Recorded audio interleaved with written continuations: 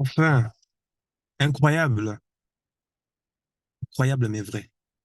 Le projet d'émigration Israël veut déplacer les Palestiniens de la bande de Gaza au Congo. My God. La presse internationale vient de révéler les transactions, tractations honteuses entre Israël et la République démocratique du Congo, c'est le Congo, de Félix Tshisekedi pour transférer le peuple palestinien martyr, le peuple palestinien sous occupation coloniale en terre africaine. Au départ, honnêtement, hein, je croyais que c'était une blague. Et d'ailleurs, comme tu peux le voir, j'ai même fait, le jour où ça a été, j'ai même fait un post pour parler de mon indignation. Mais après avoir fouillé plusieurs médias, ces mêmes médias qui sont laxistes, ces mêmes médias qui sont supporters même du président Félix Tshisekedi, n'oublions pas, qui est justement un vassal au service de l'empire néo-colonial occidental, eh bien, c'est cette même presse qui le soutiennent qui a révélé justement ces deals secrets qui est en train d'être négocié. Et j'ai aussi écouté plusieurs débats. Et à un certain moment, j'ai voulu réagir le même jour, mais je me suis dit, mais est-ce que ce n'est pas un poisson d'avril, ça? Puis je me rends compte que non, on est bel et bien le 4, on est bel et bien le 4 janvier. Donc, cette affaire est vraiment sérieuse. De quoi s'agit-il? En langage simple pour que tout le monde puisse comprendre. Parce que c'est vrai qu'il y a beaucoup de langue de bois dans la politique. En fait, le gouvernement Netanyahou a passé un deal avec le gouvernement Tshisekedi pour chasser les Palestiniens de leur terre à Gaza et de les transporter manu militari pour venir les déposer au Congo-Kinshasa. C'est ça que ça veut dire. Il faut fouiller toute la presse, Figaro, toute Afrique, je sais pas moi, Afrique Mag, TV5 Afrique, France 24, juste parler ça. Mais non, contrairement à ce que beaucoup de gens sont en train de croire, ce n'est pas du tout surprenant. Parce que moi, mon indignation, c'est au fait que j'ai déjà fait plusieurs vidéos qui parlent justement de ce gouvernement de ce gouvernement qui est en train de régner actuellement au Congo. J'avais déjà fait mon analyse là-dessus et honnêtement, ça ne me surprend pas. Vous savez, quand je fais des analyses géopolitiques et surtout du fait que je me mets c'est-à-dire je me mets du côté des Africains parce que moi, j'aime pas l'injustice au fait. Tout peuple qui est soumis, tout peuple qui vit l'injustice, forcément, je décortique l'analyse en étant le plus juste possible, en restant le plus pragmatique possible, tout en évitant, bien sûr, des émotions inutiles. Et certaines analyses qui sont pessimistes, moi, je souhaite en tout cas que ces analyses, ces résultats ne puissent pas se reproduire. Parce que pourquoi? Parce que si ces analyses se mettent à si c'est que j'ai annoncé mes analyses par rapport à toutes les vidéos que j'ai faites, se mettent à se réaliser, cela veut dire que c'est le peuple qui va être martyrisé. C'est le peuple qui va subir des dégâts on ne peut même pas imaginer. Alors, voir cette souffrance du peuple, justement, moi, je préfère me tromper dans mes analyses pour qu'en tout cas, que ça ne puisse pas arriver parce que on est tous des humains. On sait que quand un gouvernement a un projet sinistre, ben, le coup de chance peut faire en sorte que ben, le gouvernement rectifie sa ligne, rectifie sa trajectoire pour se positionner afin de servir justement les intérêts du peuple. Et c'est ce que j'espérais. Mais en tombant sur cette annonce, je me suis dit, ben, voilà, les dés commencent à s'aligner exactement. Et pour moi, ce n'est pas surprenant. Mais pour ça, on va encore remonter dans l'histoire. On sait que le massacre de plus de 30 000 Palestiniens qui a lieu actuellement, au moment où je te parle, a pour but de chasser le peuple palestinien de ses terres ancestrales. Va voir, j'avais déjà fait 2 ou 3 vidéos qui parlent de ça et qui va apparaître ici. C'est bel et bien, c'est là le but de la guerre du gouvernement Netanyahou contre le peuple palestinien. Il ne s'agit pas d'une guerre pour protéger le peuple d'Israël, mais bien d'une guerre pour exproprier, pour exiler complètement le peuple palestinien. Tu dois savoir qu'en Israël, déjà, il faut faire la différence, hein. Il y a les représentants mondiaux de la communauté juive qui s'opposent farouchement aussi à la politique criminelle du gouvernement Netanyahou en Palestine. Et je profite de l'occasion pour éclairer encore la lanterne sur un point important. Tous les Israéliens ne sont pas d'accord avec la politique du gouvernement Netanyahou.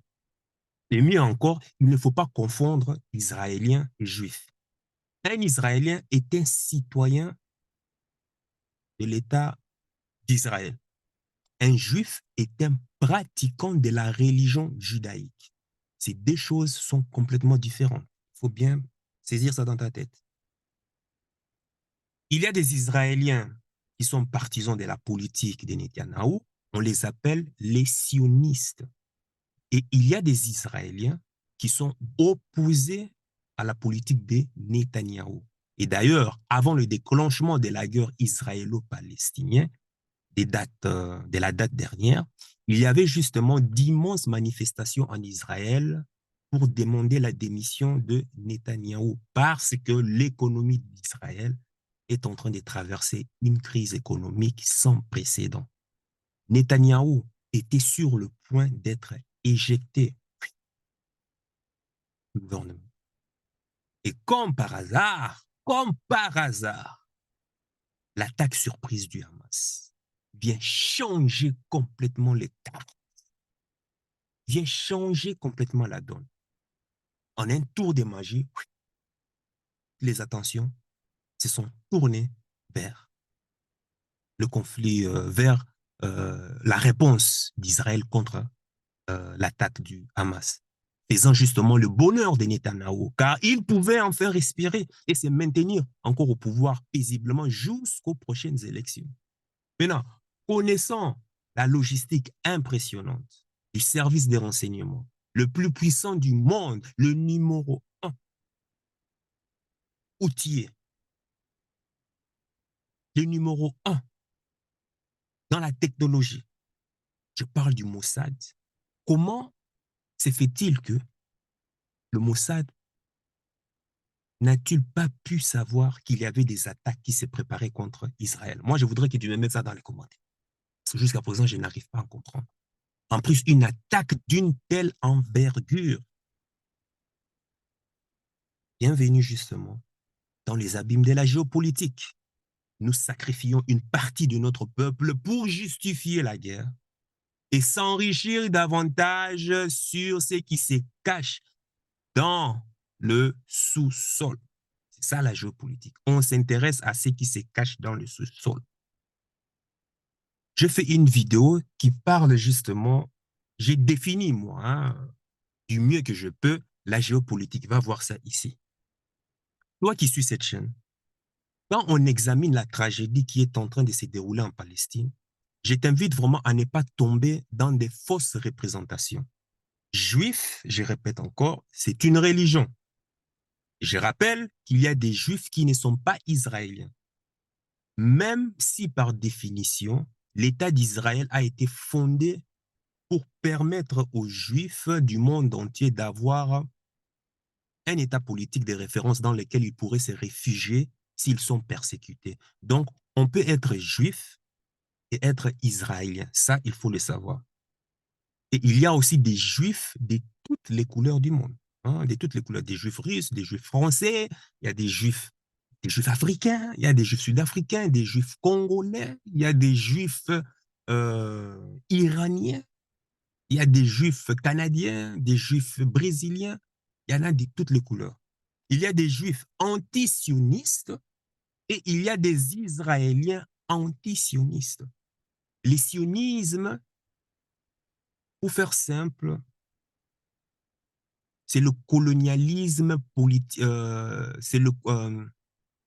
euh, comment je peux dire, de manière simple, c'est le colonialisme politique israélien. Voilà. Maintenant, sur cette chaîne, si tu es nouveau, je veux que tu maîtrises parfaitement les nuances pour ne pas tomber justement dans la propagande. On essaie justement de nous entremêler. Et à la longue, on ne sait plus, mais lui parle de ceci, lui parle de ça, et ça va te pousser à pouvoir haïr une communauté alors que simplement tu es simplement alors que tu es simplement manipulé parce que eux ont décidé de pouvoir te montrer comme apparence. La politique du sionisme,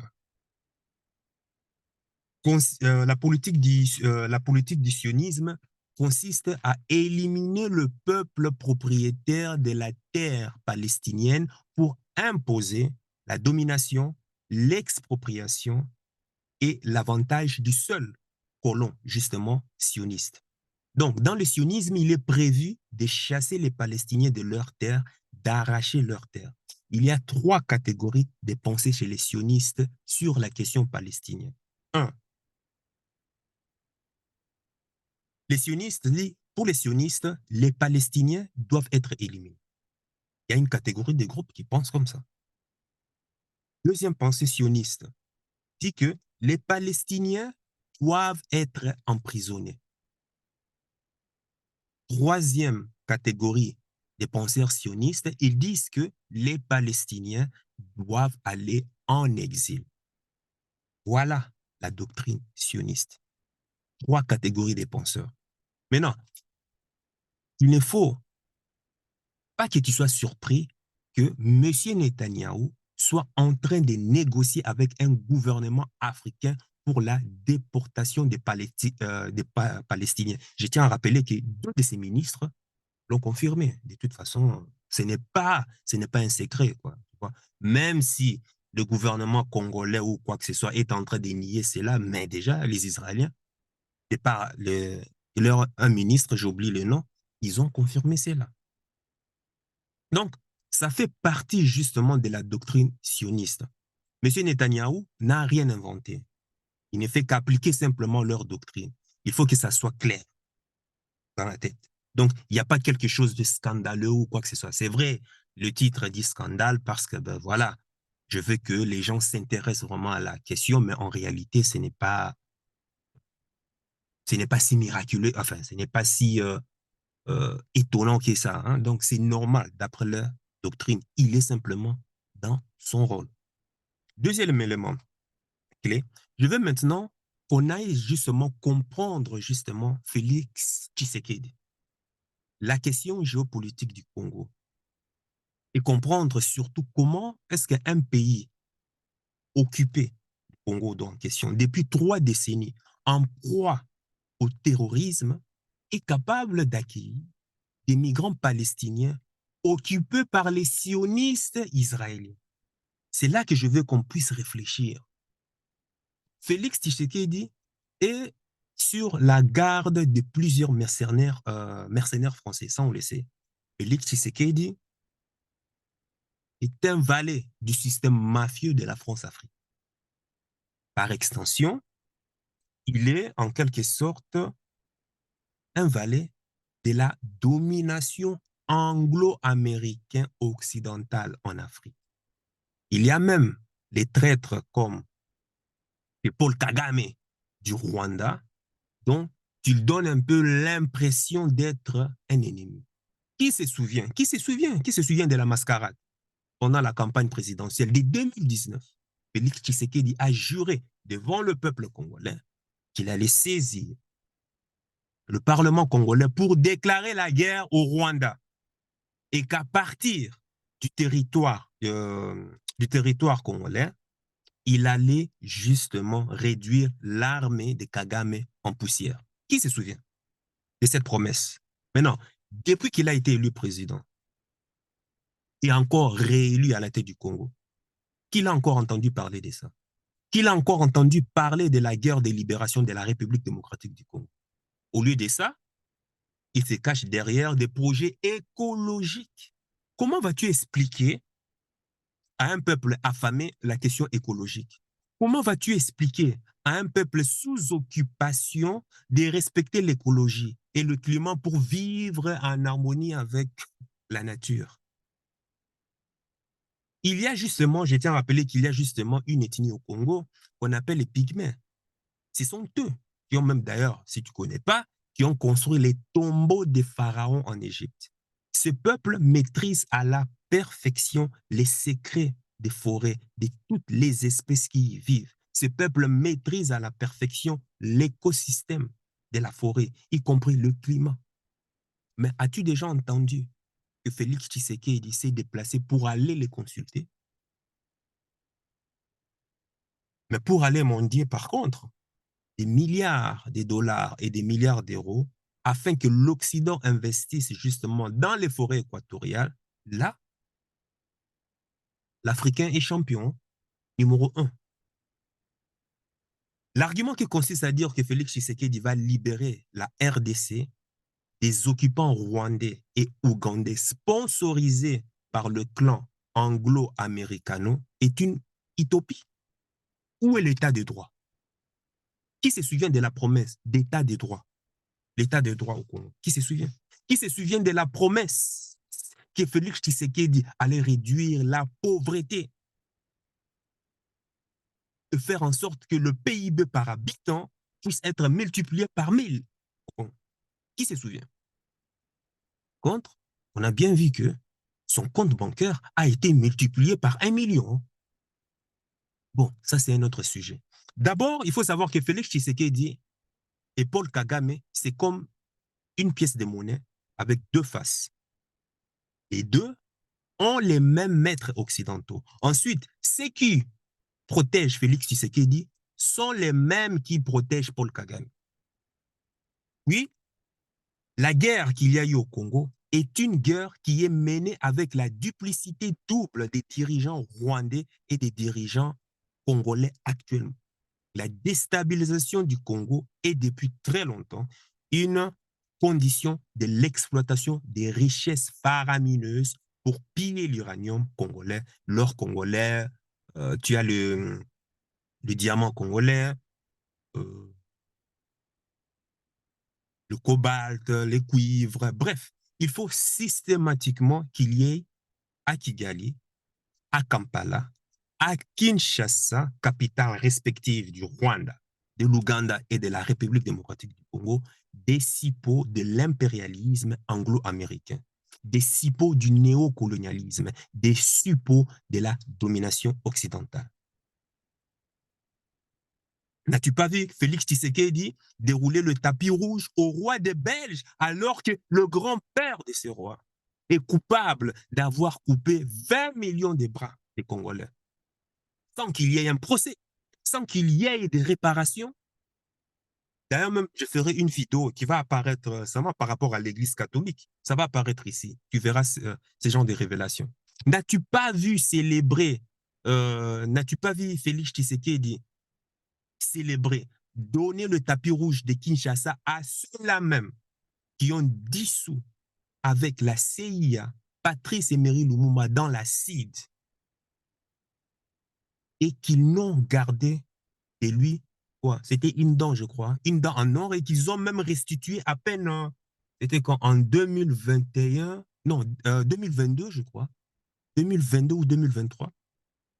N'as-tu pas vu que Félix Tshisekedi accompagnait le président français Emmanuel Macron en avril 2021 pour introniser Mahaman Kakadebi en Djamena au Tchad, un autre larbin de la France-Afrique?